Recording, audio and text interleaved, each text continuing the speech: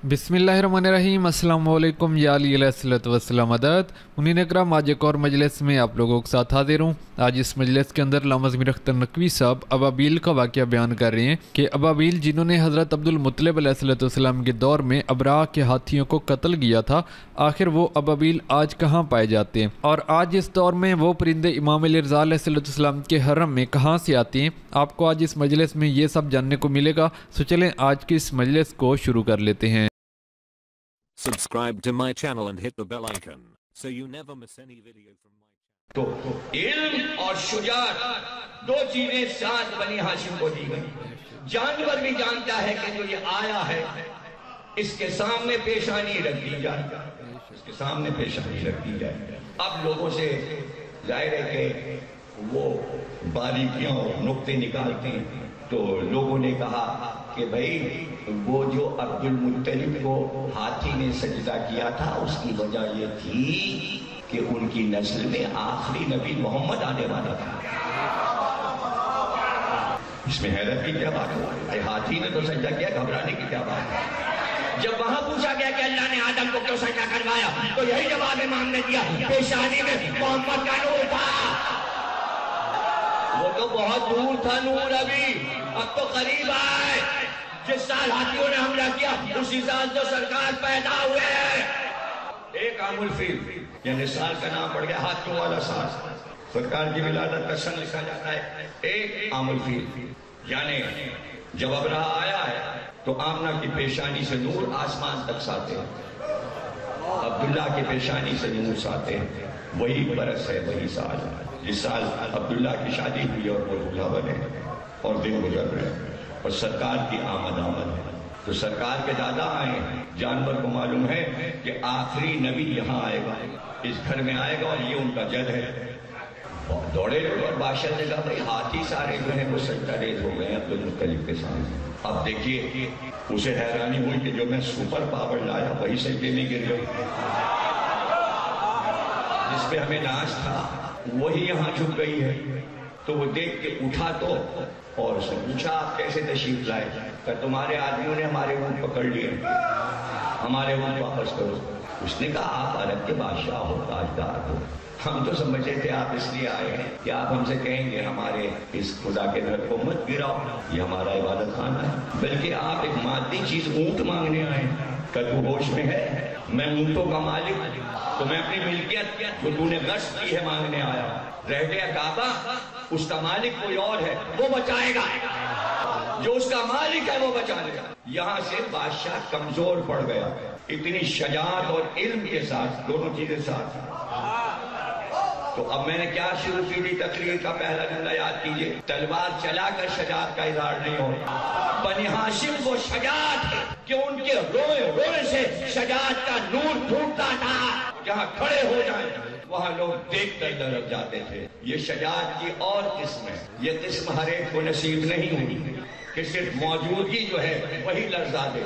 और ये खत्म नहीं हुई, महदी सिर्फ आएंगे, अभी तलवार नहीं चलाएंगे कि पूरी दुनिया में लर्जा हो जाएगा, महदी आ गए। यह बनी हाशिम की शजात जो इमाम महदी तक आ रही। अब वापस आए, ऊंट लेकर आए और फिर मक्के वालों से कहा अबू कुबैस की पहाड़ी पर चढ़ जाओ, सब चढ़ो ऊपर पहाड़ी पर। सारे मक्के वाले घर खाली करके ऊपर चले गए। अब वो यलगार करेगा लश्कर के साथ, अपने हाथियों के साथ। पहाड़ पे चढ़ के एक जगह मसनद बिछाई गई और वो मसनद बिछा दी जाती थी, उस पर अब्दुल मुत्तलिब तशरीफ फरमा हुआ करते थे। बैठ गए, फिर तमाम बेटों को बुलाया, सब आ गए। उसके बाद कहा मेरा बेटा कहाँ? सबने कहा है, कहा नहीं, अब्दुल्ला कहाँ? फौरन ये आएंगे तुम्हें याद कर रहे हैं, ये हमजा सबसे छोटे हैं और हमजा से अब्दुल्ला बड़े हुजूर के बाद, और हमजा बेटों में सबसे छोटे। जनाब अब्दुल्ला आए, जनाब अब्दुल मुत्तलिब ने कहा जरा मशरिक की तरफ जाके देखो, आसमान से कुछ नजर आ रहा है। अब्दुल्ला गए, कहा नहीं बाबा कुछ नहीं नजर आ रहा। कुछ देर सर झुकाए बैठे रहे, थोड़ी देर के बाद कहा अब्दुल्ला फिर जाओ और जाकर देखो मशरिक की तरफ, आसमान पे कुछ नजर आ रहा है। जनाब अब्दुल्ला ने देखा, और से वापस आए, अजीब कुछ स्याह रंग के काले काले बादल हैं जो इस तरफ बढ़ते नजर आ रहे हैं, जैसे लग रहा है बादल आ रहे हैं काले रंग के। بس بے اختیار اٹھ کر کھڑے ہو گئے، کہا مدد آ گئی۔ ارے اب بھی اگر کوئی نہ مانے کہ یہ توحید کو مانتے تھے تو ابو جاہل کا کیا علاج ہے؟ اللہ سے رابطہ ہے، کہا ہے تو اس نے مدد بھیجی ہے نا۔ مدد آ رہی، کس کو بچانے؟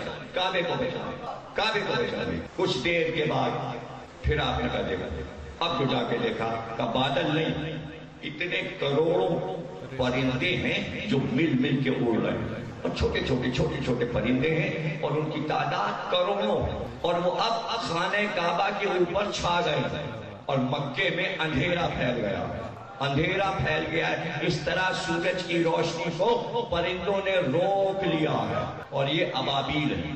اس لیے ابابیل کے لیے رسول اللہ نے فرمایا کبھی ابابیل کو نہ مارنا، وہ سپاہی ہے اللہ کا جس نے اللہ کے گھر کو بچایا ہے، ابابیل۔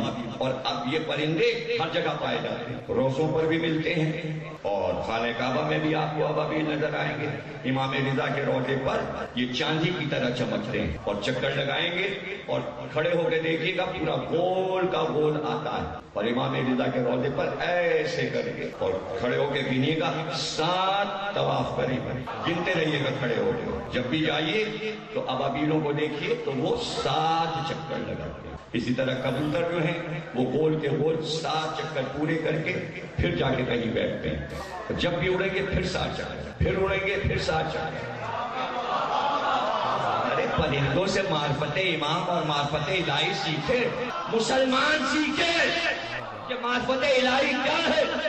اور وہی پرندے رات کے وقت امام رضا کے صحن میں اتر آتے ہیں، ہزاروں کی تعداد۔ آپ اگر انہیں چھوئیں گے تو وہ کچھ نہیں کہیں گے، ایسے جا کے آپ چھو لیجیے، وہ ڈرتے نہیں، انہیں پتہ ہے ہم اس حرم میں ہیں جہاں امان ہے، وہ خوفزدہ نہیں ہوتے۔ لوگ دانہ ڈالتے ہیں راتوں کو بھی دن کو بھی، وہ چھوٹے چھوٹے پرندے، اور وہ رہتے کہاں ہیں؟ وہ رہتے روس میں ہیں۔ جب وہاں برف گرتی ہے تو وہاں سے چلتے ہیں امام رضا کی زیارت کے لیے، اور جب وہاں برف ڈھل جاتی ہے پھر یہ واپس ہو جاتے ہیں اپنے گھروں کی طرف، آذربائیجان اور روس، اور پھر دوسرے موسم میں پھر واپس آتے ہیں۔ جب وہاں سردی پڑتی ہے تو خراسان آ جاتے ہیں۔ عجیب سفر ہے، صرف آپ زیارت کرنے نہیں جاتے ہو، دنیا کی مخلوق چلی جا رہی ہے۔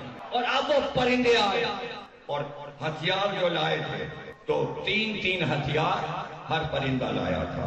ایک چھوٹی سی کنکری چنے کے برابر چونچ میں تھی، منقار میں، اور اتنا ہی بڑا دانہ ایک پنجے میں، اور ایک دانہ دوسرے پنجے میں، اور کروڑوں کے حساب سے جب انہوں نے خانہ کعبہ کا طواف کر لیا تو اب وہ دانے پھینکنا شروع کیے، اور وہ اتنی فورس کے ساتھ آ کے ہاتھیوں کو لگ رہے تھے کہ دوسرے دن جا کے دیکھا گیا تو ہاتھی نہیں تھے، بھوسا پڑا ہوا تھا، بھوسا۔ پورا لشکر ابرہہ کا خاک ہو گیا، اور وہ پرندے اب تک کام کر کے چلے گئے۔ اب بڑی طاقت سے اگر یہ کام کرایا جاتا، بہت بڑی طاقت سے، تو ابرہہ نازا ہو جاتا۔ تو اللہ نے بتایا کہ جو بہت زیادہ سپر پاور ہو اس کو ہم ایک چھوٹے سے ہتھیار سے ختم کرتے ہیں۔ چھوٹا ہتھیار جو ہے وہ ہمارا بڑا بن جاتا ہے۔ لشکر یزید سپر پاور بن کے آیا تھا، حسین علی اصغر کو پامال کر دیا، ساری طاقت چکنا چور۔